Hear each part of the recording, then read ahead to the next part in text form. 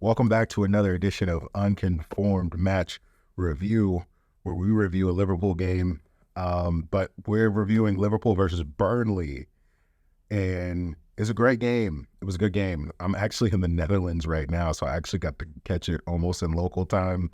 So the time differences is throwing me off and all that stuff, but it's my first time in Europe, and I am excited being able to sightsee a little bit. I'm actually going to be in London next week, so it'll be pretty cool to be in England. I probably should have timed it a little bit better so I could have went to the game yesterday, but I wasn't even thinking. But regardless, I'll be at Anfield eventually. But it was a good game, and I think we learned a lot. I think we learned a lot about this Liverpool side in this game, and I think it says a lot about maybe where the future is and where the future lies with this Liverpool team. I think the difference, believe it or not, was Trent Alexander-Arnold coming off on halftime. And I know that's controversial, but I think Trent coming off on halftime actually gave us a little bit more attacking freedom and a little bit more control in the game. There was a young winger on that left-hand side. I think his name is Uberto. I'm not 100% sure. You guys will have to correct me, but he played really well, missed some sitters. Fofana also missed some sitters as well. I understand he's on loan there at Burnley from Chelsea. So the game maybe should have been a little bit closer than it was.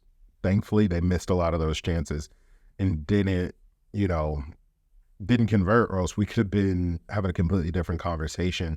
And I think a lot of those goals were attributed to Trent being out of position, right?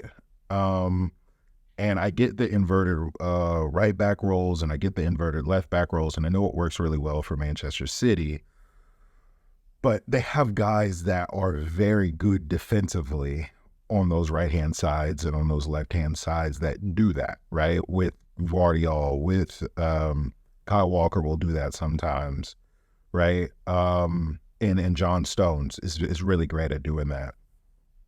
Trent may not be that player that can do that, right?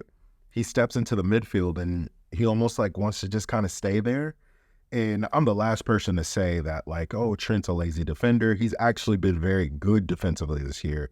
It couldn't necessarily be that the injury with his knee flared back up, which is the main reason why he came off at halftime, was because maybe he was feeling that, and maybe that's why he was half-hearted in a lot of those challenges. But Jones moving over to that right back role in the second half, I think made the difference. And I talk about his ball control all the time. I talk about how he can keep his head. He's cool. He's confident in every situation. And when you have the ability to rely back onto your dribbling a lot, and you know that's your safe place, that's always a good foundation for a player, because in a pinch, you can either draw a foul or you can dribble out of a situation, which is what Jones did multiple times in that second half. And I think he brought a lot of control to the Liverpool side after that. That paired with the substitution of Harvey Elliot coming in and just giving that attack a lot of guile and giving the attack a lot of creativity, which he doesn't do all the time, right?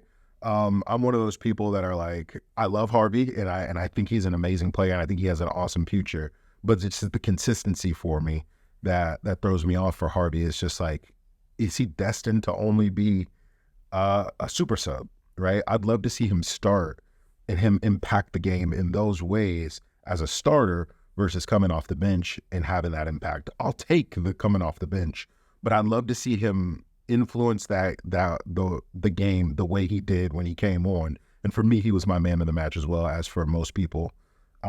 Curtis Jones for me was a close second, quietly a close second. I think the changing of positions with him and Harvey coming on made the difference in the game, right? Like I mentioned before. But with Harvey, it's tough because you don't want to start him, because when you do start him, he doesn't really make a huge impact, right? He'll probably start this next game, and I want to see if he can step up to the plate and he can deliver the way that he delivers when he comes off the bench, playing against tired players, right? Playing against players that have already had some minutes in.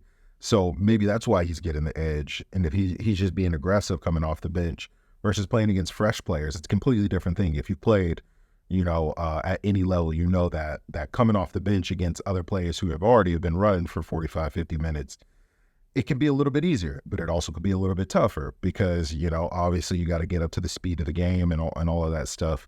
So it's like a catch-22 in those situations. Players who are ready and they come off the bench and they want to make an impact, kind of like what Harvey was doing, they tend to do well, and that's when they get the title of super sub. I don't know if that's something that Harvey wants, if he wants that title as a super sub, right?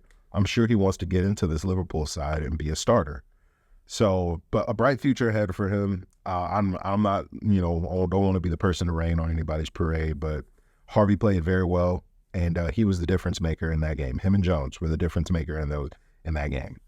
Darwin Nunez being able to bag a goal, he was looking like a frustrated figure up until that point. You could tell by the celebration. He's like, yes, finally, putting the ball in the back of the net. But to be really fair, he's probably the best performing player in the Premier League right now. If we're looking at numbers and we're looking at stats, we're looking at chances created, we're looking at goal involvements, we're looking at chances, all of those things, he's like in the top 5 when it comes to those stats. So it makes you think that, like, wait a minute, are we overjudging Darwin Nunez a little bit just because of the price tag?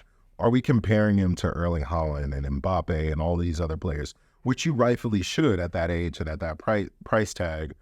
But when you look at the numbers, it's really adding up. I believe he's at like 23 goal involvements for the season, which is far, far ahead of Saka and Martinelli and a lot of these other players that are, star boys and they're having great seasons and stuff like that. It's tough not to think that, like, is there some sort of agenda against him and undercutting some of the stuff that he's doing? Because he's probably, I'd go out on a limb and say he's probably our most important player. When he's not on the field, Liverpool look different, right? Liverpool look completely different when he's not on the field.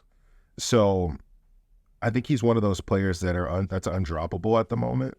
Him, Jones, you'd have to say Endo in the form that he's in. I think he was close for man of the match as well. The way that he grew into the game, just coming off of the Asia games and being able to just step back into that defensive midfielder role, make tackles when he needs to, commit fouls when he needs to. I think that's a lot. That's an art that is really talked about a lot. He is in contention for me, one of the signings of the season, quietly, right? If he keeps putting in performances like this, I think we could be in for one of the bargains of the Premier League, right? Only pay, I believe it was like 10, 15 million or something like that for Endo, where players like Enzo Fernandez over 100 million, Caicedo 100 million, Lavia 60, 70 million, and most of these guys are underperforming or not even playing at all. Endo rarely gets injured. He's performing, he's putting in shifts, and he's doing exactly what you want as a center defensive midfield. I can't wait to see the partnership with him and Maka develop.